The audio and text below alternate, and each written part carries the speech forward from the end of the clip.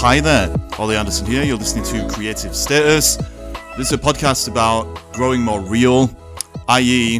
unblocking yourself from all of the self-hypnosis and social programming and conditioning that you may have been through in life that's caused you to become fragmented and divided within yourself. That sounds like quite a lot, but we're chipping away at it day by day, piece by piece. So it's not quite as painful as it sounds. The whole idea of the podcast is that the creative process is a vehicle for allowing you to do that, because as you follow your creativity wherever it wants to take you, you're going to become more human in the sense of being more whole, more connected to life, more connected to the way of things. That is the theme of today's podcast interview, talking to Sean B.W. Parker, who is a writer, an artist, and a musician. He writes a lot about cultural politics. So this is the most political episode of Creative Status so far, which was kind of interesting for me because normally I don't talk that much about politics, even though a lot of the crazy, unreal bullshit going on in the world that stops us from being real is political. So it was quite interesting for me to explore all the stuff that I usually talk about on the podcast through that lens. Ultimately, if I was going to sum this conversation up, we're talking about how art ultimately is about making us more human, or it should be in the ideal sense. It allows us to confront the truth about ourselves, about other people, about the world. But as the world goes crazier and crazier about identity and attaching to ideas of ourselves or about ourselves instead of the experience of being ourselves, we found ourselves in this culture where people are actually kind of scared of the truth, and it causes them to hold back and to hide behind their creations instead of to use those creations to uncover and unmask themselves. So that's the abridged version. Really interesting conversation. Sean, I'm really grateful that you reached out and that we had this conversation, because it's made me think about things more deeply than maybe I would have done. So, Sean, thank you to you. Everybody else, hope you enjoy this episode. It's probably going to piss some people off. But just remember, the truth will set you free, but first it will piss you off and make you miserable. Love to say that. Anyway, here we go. Thanks a bunch. Boom. Well, hi there, Sean. Thank you for joining me on today's episode of Creative Status. This is going to be one of those episodes I feel that could go all over the place, but we're going to try and bring it down to earth, I suppose, by talking about humanism in the arts. Before we get into that, do you feel like introducing yourself, letting people know what you're all about, and also sharing, if you feel like it, what you want to get out of this conversation that we're about to embark upon? Yeah, sure. Thanks for having me on, Ollie. It's great stuff. I'm Sean B.W. Parker. I'm a writer, artist, and musician, and I write quite extensively in cultural politics, which is what sort of brings me here to speak to you today. And I'm very interested in the subject of anti-humanism, humanism, what's being done by cancel culture to the arts in general right now. Wow. Okay, that's awesome. So let's get right into it. I was thinking about this before we started recording, and I think ultimately the greatest art, the realist art, or creativity in general, is something that allows us to be more human. It allows us to express our humanity and all of the good and bad things about that to the greatest extent possible, so we can understand ourselves, understand each other, and ultimately accept life to a deeper degree and enjoy this crazy human condition a bit more. So for me, humanistic art, or art that supports humanism, is about that. It's about helping us to be more human. But there is a kind of thread within our culture, which you just alluded to, around cancel culture and all this kind of stuff, that is anti-human in the sense that it blocks that expression. So that's how I'm seeing this as we segue into the actual conversation. How is your philosophy aligned with the way that I've just kind of tried to sum it up before we dive into it? Yeah, I completely agree with that. Essentially, it's and there are certain reasons behind that, and because of it, which are to do with sort of political strategy and political science. And of course, if you point this out these days, you get called a conspiracy theorist or far right or whatever is the de rigueur flight of the day. And that's the problem, because artists used to be the people to point out these things, but now they're just chucked into the parallel universe of whatever's going on, which isn't necessarily a bad place to be. It's just new territory to be discussed. Yeah. So I suppose if we break it down to the simplest components, ultimately, this definition that I've given of art has been something that can help us move towards a closer relationship with ourselves and each other and life. Ultimately means that art or creativity, ultimately, is a vehicle for uncovering the truth in our relationship with ourselves and allowing that truth to help us have a deeper connection to other people, because only if you've got the truth can you build something that's real. That's just a logical thing in my understanding of things. Like, if you don't have the truth, then whatever you're building with your life is just floating on some castle in the sky and it's destined to crumble. So it seems like there's kind of a contradiction between that fundamental aspect of creating some kind of creative thing versus the way that the world is relating to truth. And maybe a simple example is comedy. I think that the reason comedy is so important is because comedians ultimately tell the truth, or they make jokes that allow us to understand the truth to a greater degree. But because people are so sensitive these days, it seems, a lot of comedians are finding themselves in situations where, they can't just joke about whatever they want to joke about, and they have to, pander to the crowd more than they may have used to do. And even though it seems like in the short term, maybe it's nice, like we should be sensitive and all these kind of things, I personally believe if we take the truth out of the equation or we censor our relationship with the truth, then it's actually holding everybody back. And even though I've just used comedy as an example, it seems like the culture is becoming truth averse. Like, we all want to hide from the truth, it seems, collectively at least. And the art and the creative works that have been produced are kind of reflecting that. So I'm throwing a lot at you, but if you do agree with that, how do you think we ended up in this situation? And more importantly, I guess, what can we do about it? Yeah, well, absolutely, especially when it comes to comedy. If music is the highest art to which all others aspire, as has been said before, which I'm up for, because everybody understands how much that will hit you faster than anything else. Comedy is meant to be the most honest art form, coming from other human beings, truths put in a way which is accessible to as many people as possible, and that is what they're meant to do. If you get on a stage in Britain, that's the one place historically you've been able to say anything, like at Speaker's Corner, anything that's in your mind in a way that you can't necessarily elsewhere. The freedom of speech isn't as absolute as people think, but a comedy stage is. And that's been taken away because of postmodernism, sadly. And because postmodernism says with subjectivity, your truth is the truth, as is mine. And we have to get those two, not even to agree, but to exist in their own space, which is absolutely fine as long as there's 8 billion agreements, which isn't politically doable. And we're realizing it now. We're struggling with it. And the comedy humor is what's the term?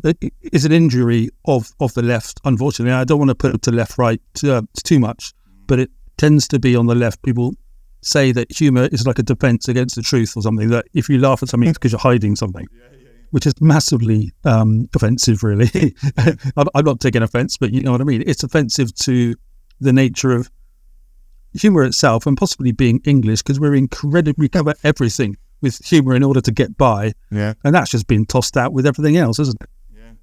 I love what you just said about postmodernism. This is something that I've run into quite a lot with like the work that I do. So ultimately, I ramble and I rave and I say a lot of words, but ultimately I'm always talking about the same thing. And what I'm talking about is, if we want to be happy in life to the greatest extent possible, I don't believe true lasting happiness is possible, because something is always going to happen. But anyway, if we want to feel good, if we want to be content, if we want to move towards our potential and feel like a real human being who is moving towards wholeness, then we need to embrace reality, ultimately, or the truth. We need a foundation of some truth that is going to allow us to build on solid ground, ultimately. And to do that, it's often going to ask us to step away from our ego, away from our way of identifying, and all of the fragmented ideas that we have picked up in our relationship with ourselves to try and stay the same. The truth is that life keeps changing. And in relation to what you said about postmodernism, I have found quite a few people over the years have disagreed with me when I've ultimately said that the truth just is what it is. There's an absolute truth. And the postmodernists, they always argue, exactly like you kind of posited earlier, that I can have my reality or my truth, you can have your truth, that they're all equally valid, that they're all equally worthy of respect, and that we basically are allowed to just attach to some interpretation of life that feels right to us, which kind of course, is within our rights, but we're allowed to attach to that, and nobody else can disagree with it. Because if they do, they're going against our whole worldview and understanding and blah, blah, blah, and it's deeply offensive. I think that view is actually holding people back. And when people say that I have my truth and you have your truth, what they're really saying is I have my interpretation because of my own emotional bullshit. You have your own interpretation because of your emotional bullshit. And we're both clinging to them so we can try and stay the same, ultimately. The truth, I believe, is that there's three sides to every story. There's my side, there's your side, and then there's the truth itself. And only if we understand that can we transcend or let go of our attachment to our interpretations so that we can keep evolving and we can keep flowing and we can keep moving with life into a deeper appreciation and deeper relationship with life. If we get caught up in this postmodern view, sorry, I'm ranting loads, but if we get caught up in this postmodern view of just clinging to the interpretations like our whole lives depend on them, then we're stopping ourselves from actually living a real life. And to me, the truth is always going to be a threat to our interpretations because the truth itself doesn't need defending. It just is what it is. Nobody has ever argued about the truth. I say this all the time. People can only argue about those interpretations. And if you're arguing about it, you're basically clinging to it for some underlying emotional reason. And that is ultimately the problem. I think it's why comedians are having this problem we're talking about, why art has become super ideological. It's because people are trying to defend their little interpretations of life as though it's the truth itself. And so there's that inner conflict between clinging to something that's not actually real and constantly trying to deny the truth, which never goes anywhere, by masking it behind identity and all that kind of stuff. So I've just thrown loads of stuff at you. That was my big rant for the day. I think I've had too much coffee. But how does that fit into, I guess, the way that you've experienced things and the way you've seen life? And again, what can we start doing about it, in your view, to help people realize that actually stepping away from these interpretations and not clinging to little snippets of sense and meaning that we've just pulled out of our asses, basically, not clinging to that stuff is actually the way to bring us all together, but more importantly, bring us closer to ourselves so that we can actually do that. Well, I think you've just kind of hit on a brilliant solution to people's angst about the postmodern issues that they're going through in culture, because it's sort of killing people, spiritually. Yeah. And they're going, but they don't know that because they're so basted within it. You've just pointed out post-politics and post-postmodernism. We obviously need a better term from that, but you're talking about the truth. And we do know what you mean, because you'll have some twat who turns around and says, yes, but my truth is more important than yours. And you'll go, no, but he's talking about he's talking about, not talking about from him. And once people get the good meaning behind what you're doing, and I mean that in the terms of it has a purity inside it, you're not trying to hurt anybody. No. Once people get that and they get that you're talking past politics, which is about accidentally hurting others in favor of your own principle, you've gone beyond that, which is the most positive, beautiful thing you can do. And that's language of the Russell Brands and the Joe Rogans and the people that are apparently controversial right now, but they're not, because they're talking what you basically did in their own styles, aren't they? But they haven't even gone to this third truth. Is a pretty, it's beyond that too. So you've hit the nail on the head. It would be good if we get other people to hear that a bit more. Yeah. So ultimately, then let's break it down into the divide between the left and the right, just in a kind of objective way. and how people tend to attach to certain points of view as a way of resisting the truth itself. I really, really, truly believe, and I've seen it so many times now in my own life and with my coaching clients, the only thing we need to do, regardless of our political persuasion, is to uncover the truth and then live the truth. But for whatever reason, as we go through life and we pick up emotional stuff and we get programmed by society to stop believing in ourselves and all this kind of thing, we become truth resistant. And changing our lives as human beings, no matter what we believe actually, is about stepping beyond the beliefs that we've picked up and attached to as an extension of our ego/identity, so that we can start flowing with life in this kind of spiritual way you alluded to, instead of just forcing life through what we think we need to know to feel that false security of identity and ego. So this is me kind of riffing, but we need to flesh this out a bit, I think.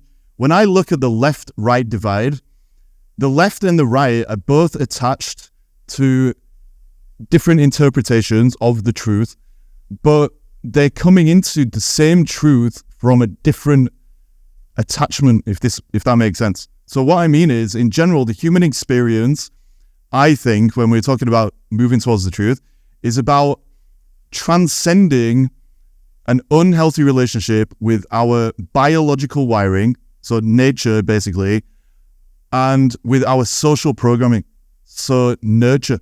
So ultimately, to live a real life and to get into this flow of the truth, or whatever you want to call it, we have to walk the bridge between nature and nurture.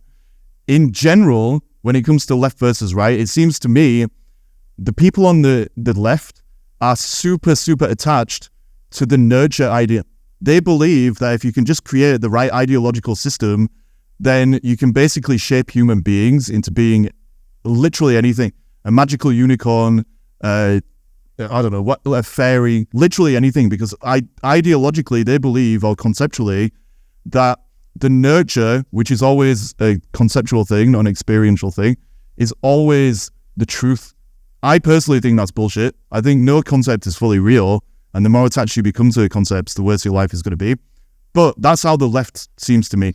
The right, on the other hand, they've gone super deep into the nature thing. I believe that nature does come before nurture, because nature sets the tone of our lives and the cards we've been dealt and what's possible physically and biologically and all that kind of stuff.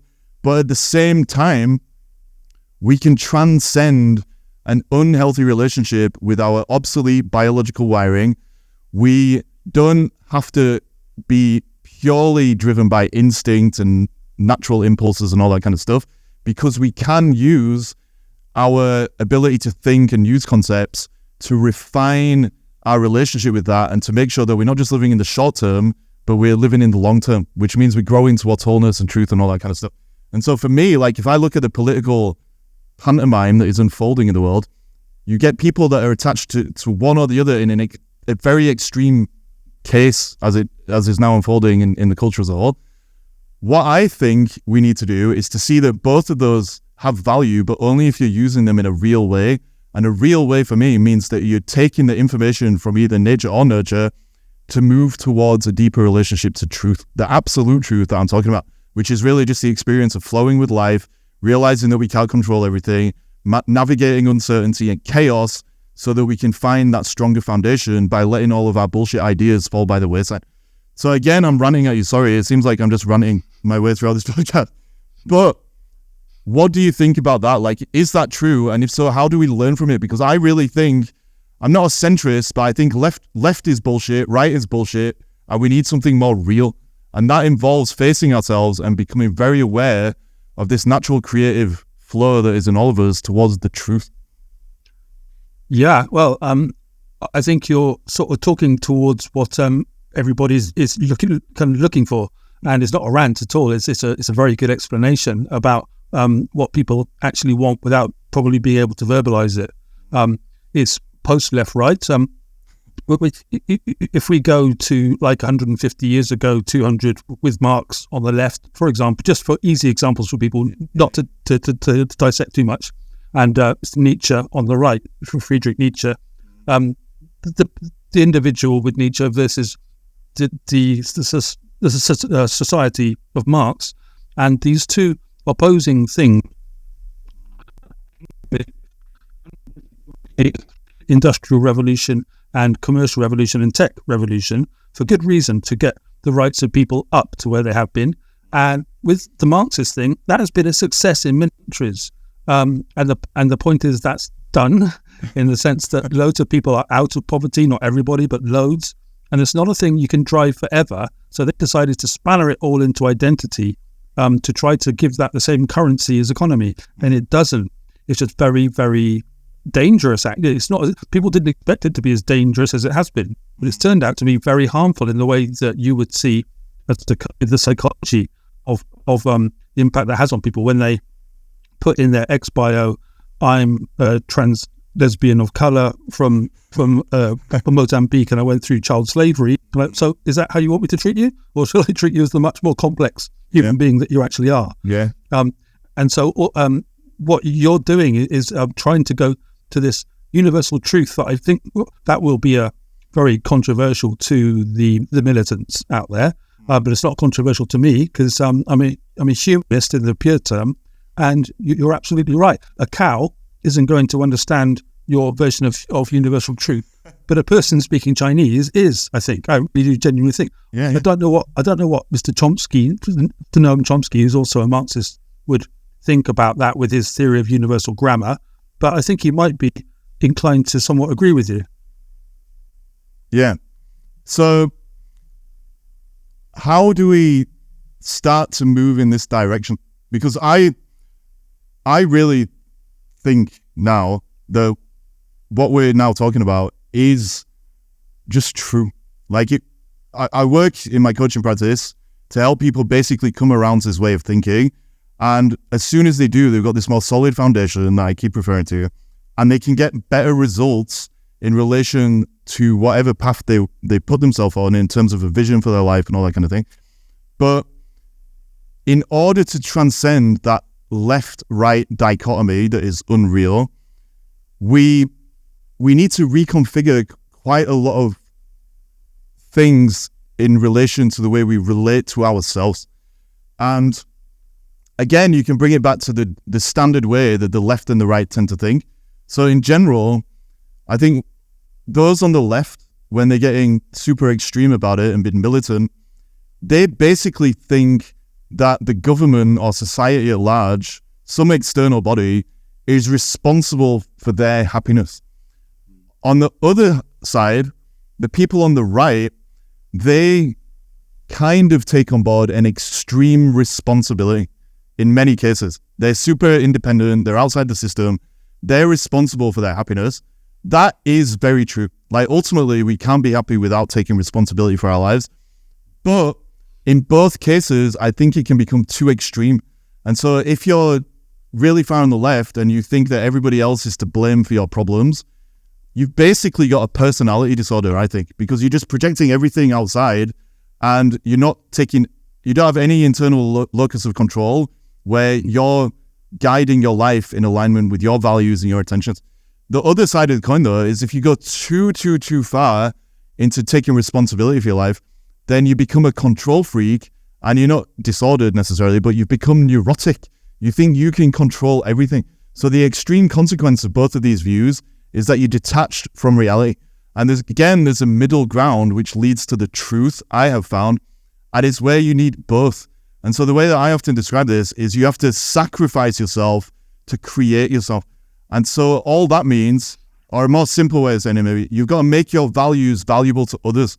And so ultimately we're living in a way where we're sacrificing ourselves in the sense of finding a way to serve the world that's aligned with our true values. So for example, with this podcast, right? Like I value creativity. That's why I got this podcast. This allows me to create goals for myself and a sense of purpose where I am making my value of creativity more valuable to other people. So I'm sacrificing myself. That sounds dramatic, but all I mean is I'm using my time, I'm growing and so on and so forth. I'm pushing beyond my identity and my ego to just put myself on this path of kind of sharing this kind of stuff. I know that sounds really kind of grandiloquent, but at the same time, I'm creating myself by doing that. And so I'm not just blaming everybody else for my problems. I'm still taking responsibility for my problems, but I'm not seeing myself as an independent entity in the world or a super dependent entity in the world. It becomes more about interdependence. And so for me, interdependence is the way into the truth, because the bottom line is the truth is about wholeness, and that means we're all connected to each other. And so whether you're on the left or the right, if you see yourself as some ego construct that exists as just a separate thing, the ego is the illusion of separation, I think, then you can never get to the truth. And so ultimately, there's this middle ground, if you want to call it that, where you're merging the strengths and weaknesses of the human being, the darknesses and the light, to become more real. Because ultimately, like you mentioned Nietzsche, in a way, like it's what Nietzsche said, right? It's about being beyond good and evil, beyond good and bad, beyond judgment. It's just real. And ultimately, if you're attached to any of these political polarities that we're talking about, you've attached to a judgment. And as soon as you do that, you become unreal. So it's about transcending that by creating a purpose and a path for yourself in order to get there.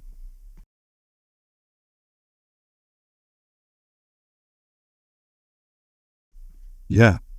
That was an excellent sentence there. If you attach yourself to a judgment, you become unreal. That could be our subtitle. It's fantastic. Absolutely right. It's the problem is that society, being the market that it actually is, we think it's about us as humans, and we know we're mistaken. What we're doing right now is the art of thought, but society operates on the basis of market, and that is a state of adolescence, because they've realised that the rock and roll spirit of the 50s is one of the most profitable things that have ever happened, because you're getting people in a state of angst and energy and liveliness, which are all great fun and exciting, and it's good to go through them. So, which is why I'm pro people being able to take drugs if they want, and I'm anti-censorship. People should go through all that. And once you have, it's probably not a good place to stay for your entire life, because you'll die early, or you'll get fucked up, which is worse. Yeah. So it's like your thinking has gone to a place of maturity. But there's nothing wrong with that, and that's not the problem that the left attaches to the idea of maturity, because the left thinks that maturity is tired, conservative, stale, and it's nothing of those thoughts at all. It just means calm, balance, and a place beyond the extremes. Mm-hmm. What you could do about it, what I would do if I was to probably write a book, do a podcast, and keep talking to decent people. I think you might be doing that. So just keep doing it, just as I do in the painting and the music and whatnot. And it's as when it comes to the ego, there's nothing wrong with having an ego the size of Mr. Russell Brand or the Donald Trump. Two massive egos of the world. They're doing what they do. The problem is with Trump is that he's still attaching the politics to it, because that's what he does. That's his nurture. Brand seems to be post-addiction, going to his own truth and all that, and angry about the system. I'm not angry about the system. I don't know about you. I've been used to it since I was 17. I know what they're doing. It's just really cool that people are now able to discuss it. Maybe it's because I'm in my 40s that I'm not the firebrand about it, but I don't think I ever have been.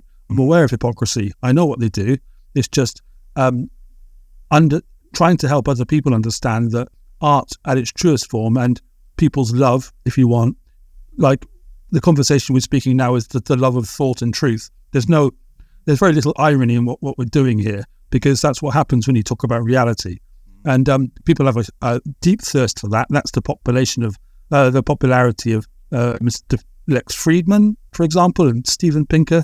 These kind of, I keep chucking names at you, but it's only for our listeners to have something to hang it on, But these people do actually go towards what we're talking about, and there's a huge desire for it, and we're on the right lines, and you just sort of keep to it, I guess. Mm-hmm. Like, when I think about the system, I don't get angry.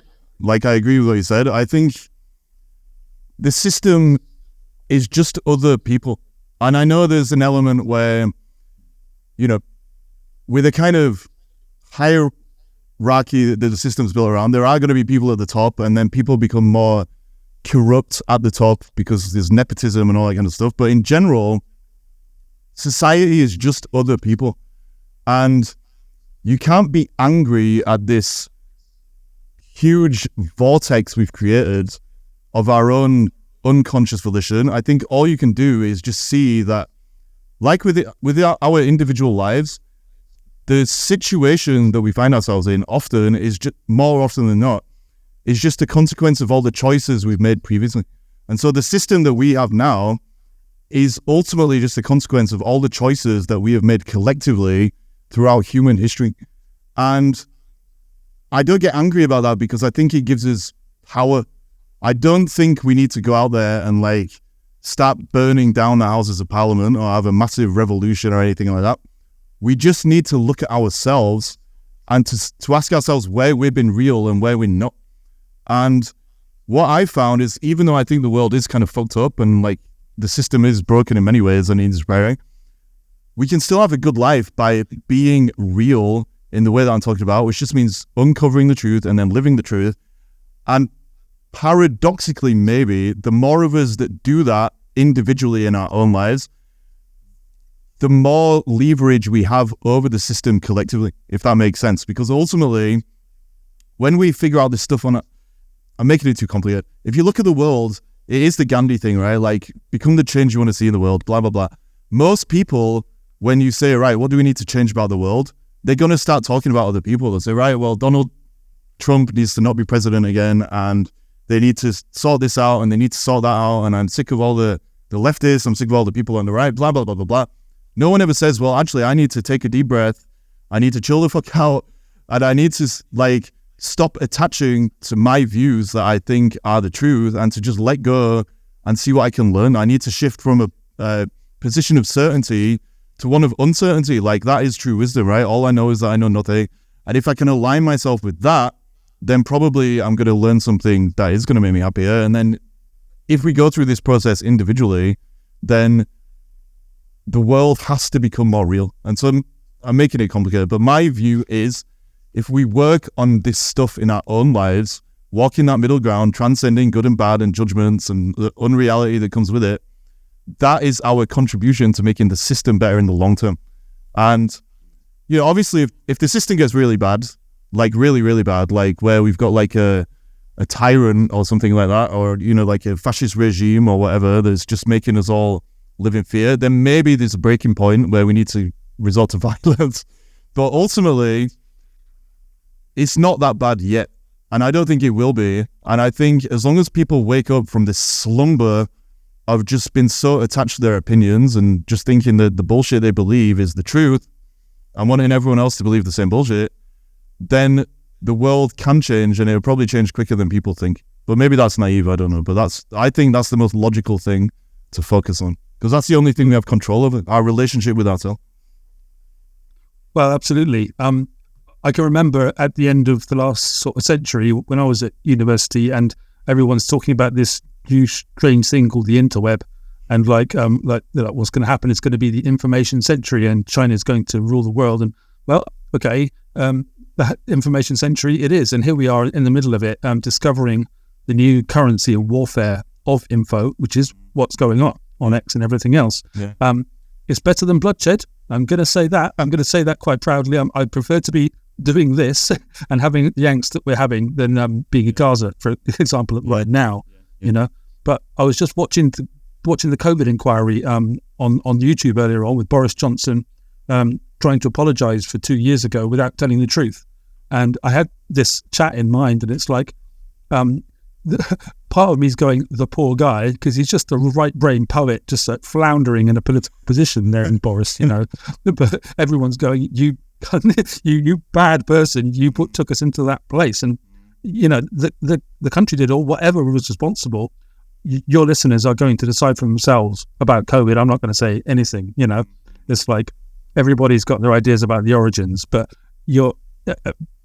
the fact that we're surrounded by lies and those lies are communicated to us for reasons that we're not aware of, and we can only presume because we know about the real politic, which we know about since Machiavelli and the ancient Greeks, what people will do to get things done. And whether that's for us to be a race slave of humans with our alien overlords. I'm going with, you could never say no about anything, but I can't see the point in speculating on that right now. But I can see Boris Johnson squirming at the thing because he thought he was entitled to be Prime Minister because of his own, as you might say, ego, and because of the family nurture of a bunch of competitive Tories in his family, encouraging him to be that. Did a couple of years, couldn't get anything done because it kept being stopped. And there he is, squirming. But I've also heard him recite the first chapter of the Iliad without a book in front of him in Greek. And it's the most astonishing thing I've ever seen. So, people have their goods and their bads and their skills. And that's where he was happy and good. But for some reason, because of Eton, he thought, I need to be Prime Minister of England for a couple of years, top of his CV. Well, no, just go on stage and repeat the Iliad for the rest of your life. You're much better at that. Yeah. So that's the love of art I've got coming out at the end of what we're on about here. No, but actually it's super relevant because the consequence of people being super attached to their political views on either side, or any views actually about anything, the consequence of being super attached to that stuff is that eventually the attachment starts to weigh you down and it becomes something that you identify with. You get the ego situation that we keep talking about. But if you've got the ego hanging over you and holding you back, then there's always going to be some truth about you hidden within the shadow self. So for Boris, as a textbook case, based on what you said, his ego was, for whatever reason, that he needed to be this great prime minister and he was going to go down in history and be remembered, blah, blah, blah. Massive anticlimax for him following that path. But actually, there is an undercurrent of creativity and poetry and beauty and all these kind of things, even in Boris. And probably, if he wanted to follow that thread through and see where it led him, it would lead him to a greater expression of those sides of himself that he's been denying because they've been hidden in the shadow behind his ego. And he would probably get better results because he'd be following something that is organically unfolding within him. And he would be happier as well because he's not forcing everything through this egotistical idea that he's picked up somewhere along the line and identified with. And every single person out there who is hiding behind some political view to justify the current version of their ego and the emotional bullshit that they're trying to hide from, every single one of them has something real like that hiding in the shadows. That's the travesty, really, of this attachment that we have to points of view and information. Information, the reason we love it so much is because it gives us a sense of control. We feel like, okay, if we have concepts and theories and ideas, we can understand life. But actually, life itself is chaotic. It's constantly moving. It's constantly evolving. And we can try and hide from that evolution behind information and points of view, and it will give us some short-term comfort. But in the long term, it's exacerbating the angst that you're talking about, because angst is just a gap or an existential void between what's inside us waiting to come up from the shadows and what we're actually expressing. And so, again, it comes back to this relationship with ourselves. That is the true solution, I think, to, I don't want to say world peace, I don't think that's possible, but to a more harmonious world where people are making sure that the gap between inner and outer is minimized. And you can only do that by facing the truth, because for most of us, if we caught up in that ego stuff that we're talking about, for most of us, in the shadow self is the truth. Our relationship with the truth is buried down there, and it's always trying to surface. And so what we need to do is stop blocking it. And that applies individually and collectively. There's an individual shadow that we all have, but there's a collective shadow. And actually, collectively, our shadow currently involves human nature, chaos, uncertainty, love to some extent, joy, blah, blah, blah, blah, blah. All of these things are down there waiting to come up. And one by one, I think we need to work on chipping away at it and let it re-emerge. So Boris is a good example. Yeah, absolutely. And, you're kind of sort of hinting towards this place to come. And I think that if a lot of people aren't there, then they're going towards it. I'm having difficulties in life does tend to hasten this on a little bit, and almost all of us have had these difficulties, which do help for absolute. And the experience that Boris has had there, just for our easy example, would hopefully help him. Everybody does deserve love, and they do to sort of do actually just to deserve the enlightenment that you're speaking about as well, because you are talking about enlightenment, and it's like he deserves that as anybody else does, whatever they've done. Jesus and the John still Lennon in me does say that whatever anybody has done, they do deserve that chance of enlightenment too, and wherever that leads them, heaven, etc. Who knows? Yeah. I'm so happy you said that, because ultimately, what goes up must come down. That's what I always say, right? Like, eventually, you can live in all these castles in the sky, hiding behind concepts and illusions and the ego, which just is a big, unreal illusion. You can only take it so far before reality or the truth comes sweeping back in, and you lose those illusions. And it's so true, like in my life and in loads of people, the lives of loads of people I've known, hitting rock bottom has been the best thing that ever happened, because it's exactly like you said, it brings the truth back into your life. When you hit rock bottom, you never lose anything real. You just lose the illusions that you were trying to fight to keep in place before the shit hit the fan. And so collectively, let's say the worst case scenario, like very dramatic for comedic purposes, I guess. Worst case scenario, society collapses, everything just goes horribly wrong, and we basically, it's like a big reset button. We go back to ground zero. When that happens in this hypothetical example, we would all be asked to face our illusions. And when we do that, down there at rock bottom, the only thing we could do is just see the futility of them, let go, and start building something real. And the realist truth is, like you said, that we're all worthy of love. The truth and love are basically the same thing. Like, truly, that's just how I've seen it. And so anything that keeps you from the truth keeps you from love. And that's why so many people are fighting for all these crazy views and opinions that they've got. They're scared to love themselves. They've been conditioned to believe that they don't deserve it. They're fueled or driven by shame and guilt and trauma, which is what keeps the ego in place in the first place. And social programming is saying that if you do love yourself, it's selfish. But ultimately, whether you fly sky high and see the truth, or you hit rock bottom and you see it, it's the end result. Like, you're worthy of love. And if you don't understand that, then you're going to constantly be running around on the hamster wheel of fighting for all these crazy opinions and judgments that are holding you back from the truth. So, yes, sir, you are correct. Amen. So I've been ranting and raving at you for 40 minutes already. I feel like this episode should have been a few hours. But how would you sum up what we've talked about so far? I suppose, if that's even possible, what is the main lesson from this conversation? And if you have a website or something, can you let people know what it is so they can get in touch? Much more interesting than how to get my stuff is our little 40-minute content. It's just wonderful. Our art is the thing, and even Boris doing his Iliad is his art, and Mr. Trump's the manipulation of the media in his way is his. And if you can see past your own ego and prejudices into the love that these people are trying to share, because the riches and stuff are not about that. It's the person that they are, and that can be applied to everybody, because these people are only lightning rods, aren't they? Everyone can see people that they love and hate in them, and that's what they're for. They are jesters, And what we've been heading towards is this third place, without any smugness or arrogance or we're better than that. It's just going, it's a place that you can see coming, because this is unsustainable.